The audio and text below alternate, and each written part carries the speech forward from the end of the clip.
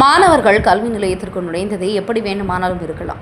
ஆனால் படித்து முடித்து வெளியே வரும்போது வரலாற்று சாதனையோடு கல்லூரியை விட்டு வெளியே வர வேண்டும் என மாணவர்களுக்கு பர்வீன் சுல்தான் அறிவுரை வழங்கினார்.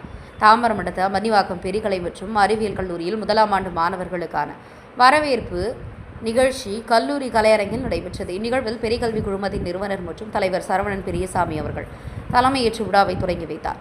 விழாவில் சிறப்பு விருந்தினராக தமிழ் இலக்கிய சொற்பொழிவாளரும் சர்வதேச தமிழ் பேச்சாளருமான பேராசிரியர் முனைவர் பர்வீன் சுல்தானா சிறப்பு விருந்தினராக பங்கேற்று முதலாம் ஆண்டு மாணவர்கள் எவ்வாறு சவால்களை எவ்வாறு எதிர்கொள்ள வேண்டும் என மாணவர்கள் எளிதாக புரிந்து கொள்ளும் வகையில் சிறப்புரையாற்றினார்.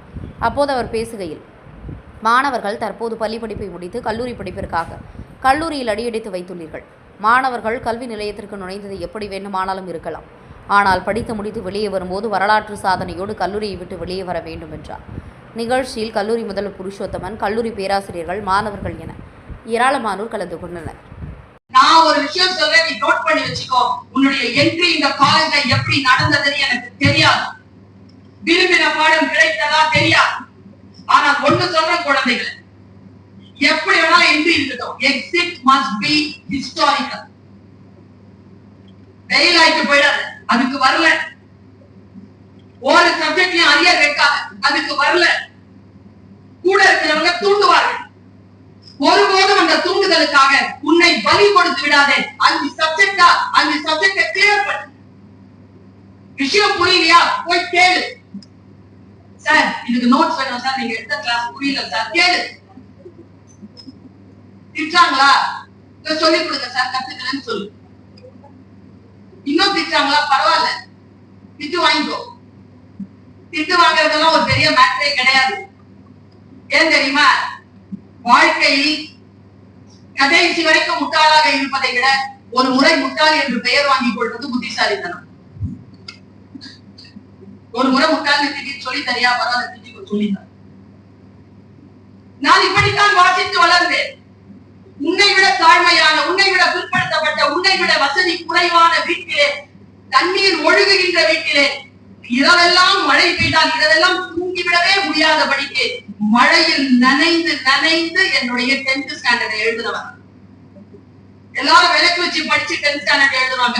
விளக்கே மழையில் நனைந்து நனைந்து பிளாஸ்டிக் பேப்பருக்குள்ள புக்க வச்சுட்டு படிச்சு எக்ஸாம் எழுதுறவன். யோசிச்சு பார்த்தால் வாழ்க்கை உங்களுக்கு வாய்ப்புகளை தரும். அந்த வாய்ப்புகளை எப்படி பயன்படுத்திக் கொள்ள போகிறீர்கள்? நான் இப்படி சொல்றேன், ஒரு குரல் சொல்றேன் பாருங்க, ரொம்ப விளங்குற மாதிரி சொல்றேன்.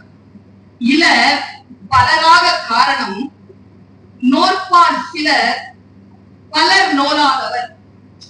என்ன அர்த்தம் தெரியுமா இந்த குரலுக்கு? நிறைய பேர் ஒரு இடத்துல ஃபெயில் ஆறாங்கன்னா என்ன அர்த்தம்?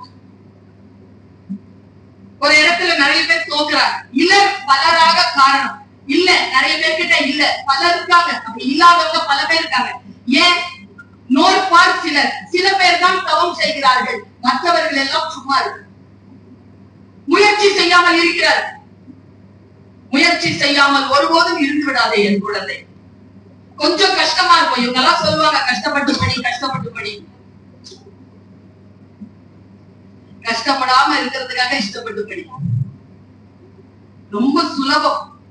இஷ்டப்பட்டு படிக்கிறது அப்படிங்கிறது உன் வாழ்க்கை இவர்தான் இதுதான் என்னுடைய வாழ்க்கைக்கு துணையாக நிற்கும் என்றால் அந்த ஆசிரியரையும் அந்த பாடத்தையும் அந்த ஞானத்தையும் இருக பற்றிக்கொள். என்ன சொன்னாரு?